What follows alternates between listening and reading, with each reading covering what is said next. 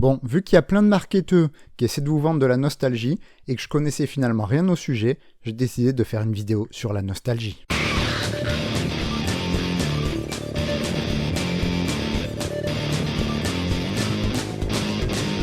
Bon, avant de commencer, on va définir ce que c'est la nostalgie, parce qu'il y a un point très important sur lequel on doit se mettre d'accord. Quand j'ai cherché des infos sur la nostalgie dans les articles scientifiques qui sont en anglais, j'ai remarqué que la définition française de nostalgie correspondait pas à la définition anglaise de nostalgia. En anglais, on parle de nostalgie quand une personne retourne dans ses souvenirs passés connotés fortement sentimentalement, mais la définition anglaise est ouverte sur les sentiments que ce retour en arrière procure. C'est pas le cas dans la définition française qui parle surtout de tristesse. Donc la question que j'avais en tête, c'était de savoir pourquoi la nostalgie ça te flingue. Sauf qu'en lisant, j'ai vite vu que les chercheurs se posaient la question de savoir si la nostalgie était plutôt positive ou plutôt négative.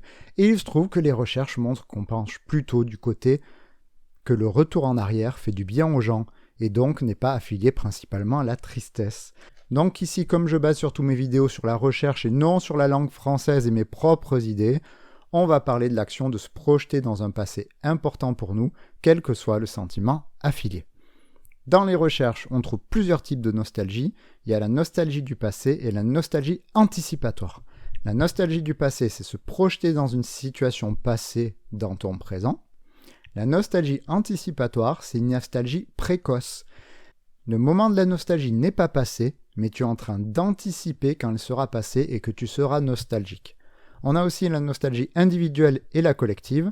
La collective sont liées à des souvenirs ou figures partagées par un groupe social, comme quand une famille se rappelle du Noël passé ou quand des politiques essaient de ramener des gens sur des temps passés.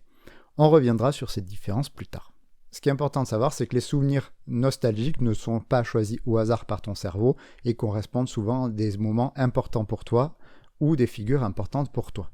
Donc les chercheurs observent aussi bien des bienfaits que des méfaits de la nostalgie. Il y a 3 domaines sur lesquels la nostalgie joue principalement selon les données actuelles. Ça agit sur l'isolement social, la conscience de soi et la douleur. On va prendre les cas un par un. L'un des effets les plus connus de la nostalgie, c'est son action sur l'isolement social. La nostalgie, elle aurait un effet anesthésiant quand tu souffres de solitude. Globalement, lorsque tu es seul, te rappeler de bons moments passés avec des proches réduirait la douleur. Cela augmente aussi le sentiment qu'il y a des gens pour t'aider et c'est associé à une meilleure confiance en toi.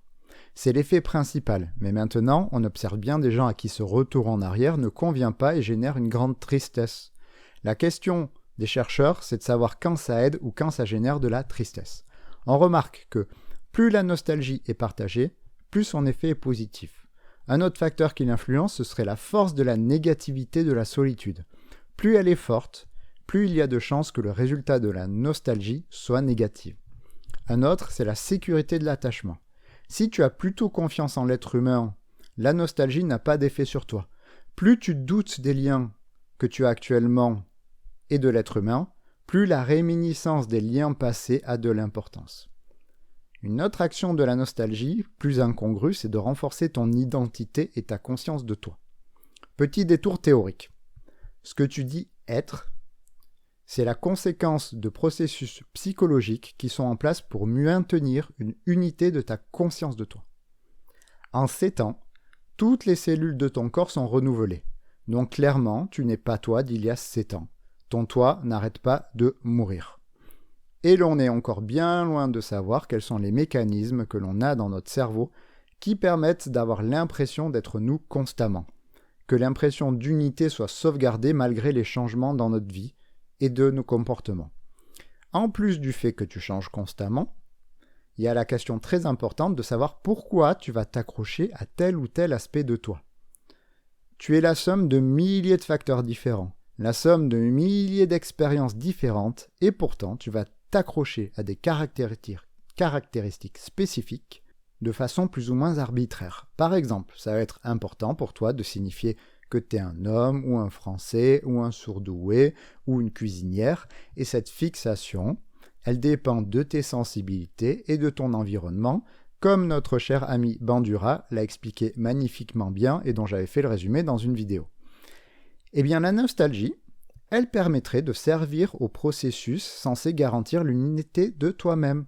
En te projetant dans le passé, le cerveau te rappelle ce qui est important pour toi, à quel groupe social tu appartiens, et permet de te rappeler vers où tu dois aller. La théorie s'intègre d'autant mieux que les résultats montrent que la nostalgie joue sur des processus que l'on observe fréquemment en psychologie sociale de l'identité. Par exemple, on observe que quand tu t'affilies à un groupe, tu vas essayer d'augmenter la cohésion interne du groupe, tu vas te sentir plus menacé par les autres groupes, et tu vas donner plus de ressources à ton groupe de référence. Eh bien, que fait la nostalgie ? Eh bien, elle augmente tout cela. Genre, une personne arrive en te disant « Putain, tu te rappelles qu'on avait fait ça, c'était trop bien », ben t'as plus de chances de lui filer du fric, de te sentir proche d'elle, et d'être hargneux avec les gens qui ne partagent pas ce que vous avez en commun. Donc, comme un habit ou un style vestimentaire te permet de t'affilier à un groupe et d'entrer dans des processus de préférence de ton groupe, le partage de souvenirs ou de représentations du passé te permet de remplir cette fonction. C'est pour ça que les chercheurs observent que la nostalgie collective ressemble énormément à l'héroïsme, c'est-à-dire la mise en avant de figures qui vont avoir la même fonction que la nostalgie. Le choix de la figure qu'un groupe social met en avant, mais surtout des aspects simplistes de la figure qui seront mis en avant, va changer en fonction du groupe que tu veux fédérer. Il y a aussi un autre effet hyper inattendu de nostalgie, c'est qu'elle t'aide à supporter la douleur ou les changements de température, et là on va devoir partir sur des explications sur la fonction des émotions. Il y a plein de théories sur le fonctionnement des émotions, dont certaines dont j'avais parlé. Pour expliquer l'effet de la nostalgie sur la douleur ou même sur l'isolement social ou ton sentiment d'appartenance à un groupe, les chercheurs ils utilisent l'hypothèse selon laquelle ton cerveau cherche un état d'équilibre qu'on appelle l'homéostasie. L'une des fonctions des émotions serait enfin de rétablir ton homéostasie, ton état de base. Genre, t'es tranquille, on vient t'attaquer, la colère et le stress sont là pour te ramener à ton état de base. Tu as perdu un ami, tu pleures pour que les gens viennent t'aider à combler le manque et te rétablir ton état de base. Et donc la nostalgie, elle aurait cet effet. Tu te sens seul, on te stabilise avec du lien. Tu te sens paumé, on t'amène du sens. T'as mal ou t'as froid, on t'amène de la chaleur. Et selon l'hypothèse des chercheurs, du coup, l'action principale de la nostalgie, ce serait la recherche du confort. Confort d'une relation humaine, d'être en groupe ou d'être à la bonne température. Donc, ton cerveau en est en confort, chercherait des sources de confort passé afin de t'aider à supporter ton état actuel.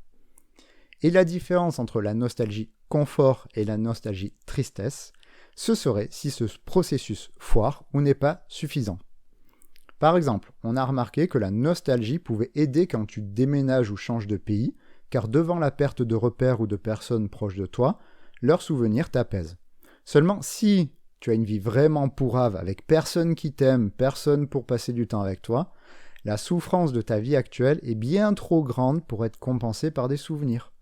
La différence ici entre nostalgie, confort et tristesse, ce serait alors si la force des souvenirs est suffisante comparée à la souffrance de ta vie actuelle. Une autre dysfonction de la nostalgie qui ferait qu'elle se foire, ce serait quand elle t'aide à court terme, mais te flingue à long terme. Exemple un peu con-con pour comprendre, tu crèves de froid, ta nostalgie elle va t'aider, tu supportes mieux, mais comme tu supportes mieux, tu te couvres pas et tu chopes la mort. Il aurait mieux fallu réagir et écouter ton corps qui va mal. Autre exemple, j'ai vu un influenceur politique s'étonner que les gens qui l'écoutent ne se bougent pas. Sauf que la technique de base de cet influenceur est de dire « les autres sont nuls, nous on est bien mieux parce qu'on a ce passé en commun et c'était mieux avant ». Bref, jouer sur la nostalgie collective. Ça a sûrement fait plein de bien à plein de monde, sauf que vu que la fonction de la nostalgie c'est d'anesthésier à l'inconfort, ça te fait pas sortir de ta merde. Ce qui explique que gonfler l'ego de gens sur leur passé ne suffirait pas à les faire réagir. Ici, alors la nostalgie n'aurait de fonction utile que si elle permet d'agir, que si elle te permet de t'anesthésier assez pour rendre tes avancées dans la vie plus faciles. Il y a bien des études qui montrent que quand une personne est isolée et utilise la nostalgie, ça permet, quand ça marche correctement, de pouvoir la sortir de son isolement en s'ouvrant aux autres plus facilement. Quand la nostalgie par contre bloque tes actions et te fait rentrer dans la passivité, son influence à long terme pourrait être négative et basculer vers la tristesse de ta vie qui est en train de te filer dans les doigts par rapport à ton passé absolument génial. Donc actuellement, on a quand même beaucoup de manque à la compréhension de la nostalgie. Et on ne sait pas exactement qu'est-ce qui va faire que cela devient fonctionnel ou dysfonctionnel. Si les émotions t'intéressent de manière générale, je te mets en lien en haut à gauche des vidéos que j'ai déjà faites sur les émotions qui te permettra de comprendre comment elles fonctionnent. Voilà, bonne journée!